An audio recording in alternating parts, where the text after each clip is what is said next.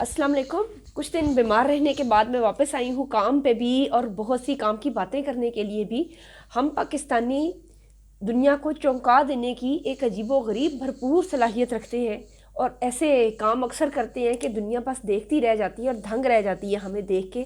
पिछले 3-4 दिन में ऐसे बहुत से काम हुए हैं कि जिनको जब हम खुद भी सोचते हैं और दुनिया को भी हम हैरान कर रहे हैं। उनमें से एक पहला काम जो है वो सबकी तवज्जो का मरकज़ बना हुआ है। DHA फेज़ 6 में कैनेडियन कॉफ़ी शॉप ओपन हुई है जो 1965 से ओपन है और उनकी तकरीबन 5000 से ज़ायद ब्रांचेस पूरी दुनिया में पाई जाती हैं। लेकिन उन्होंने जब अपनी पहली ब्रांच पाकिस्तान लाहौर में खोली है तो रिकॉर्ड ब्रेकिंग खिड़की तोड़ रश से हमने उनको खुशामदीद कहा है और वो ख़ुद भी हैरान रह गए हैं। और उसके साथ एक और ख़बर आई है, ये ख़बर तो पुरानी हो गई 1-2 दिन, कि एक पाकिस्तानी ने टर्की का जो अर्थक्वेक है उसमें $30 मिलियन अतिया किए हैं और अपना नाम भी नहीं बताया और गुमनामी से वो चला गया है।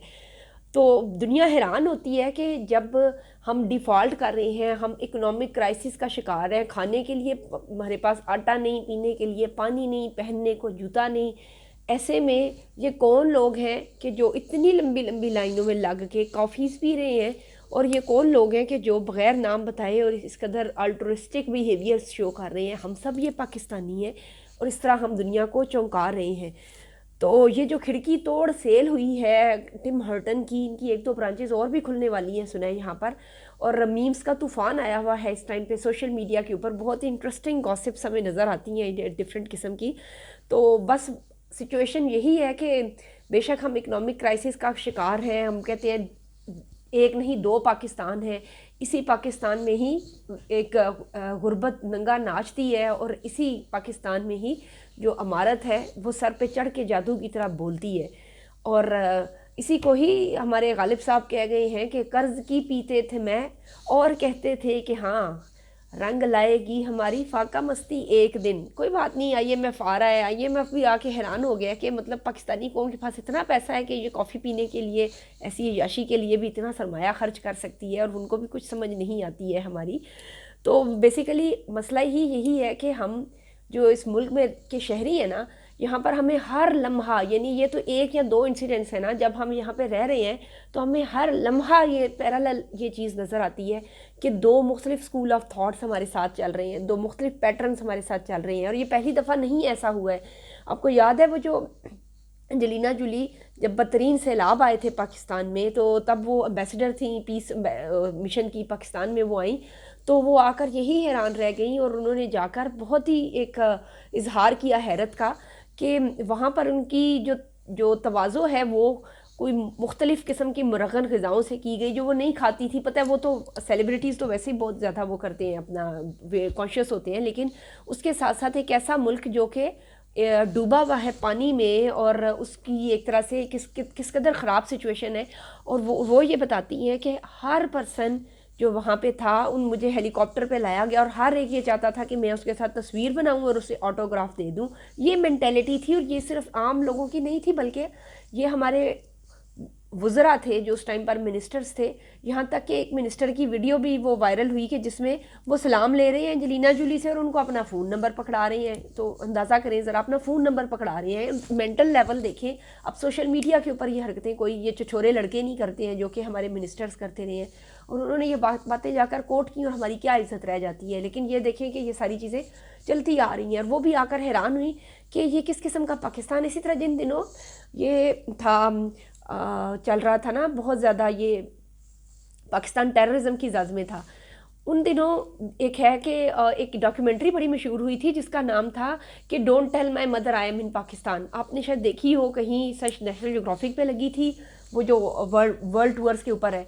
तो उसमें उन्होंने एग्जैक्टली यही डिपिक्ट किया कि कराची में ऐसी ऐसी जगह हैं कि जो आपकी पेरिस की जो आपके नाइट क्लब्स हैं और वो जगह जिनको आप अय्याशी की जगह समझते हैं, पेरिस से लेकर दुबई तक, उनको शर्मा देती हैं। कराची में ऐसी ऐसी जगह, ये उसने कहा था उस टाइम पर।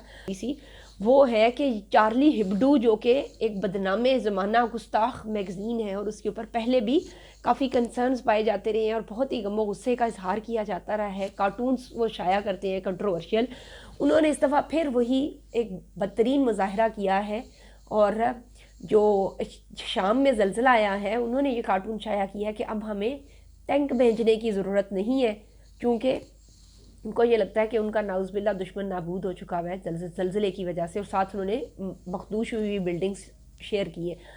میں یہاں پہ یہ بات میں نے کیوں ساتھ آپ کو یہ بتا رہی ہوں, آپ صرف مینٹیلٹی چیک کریں.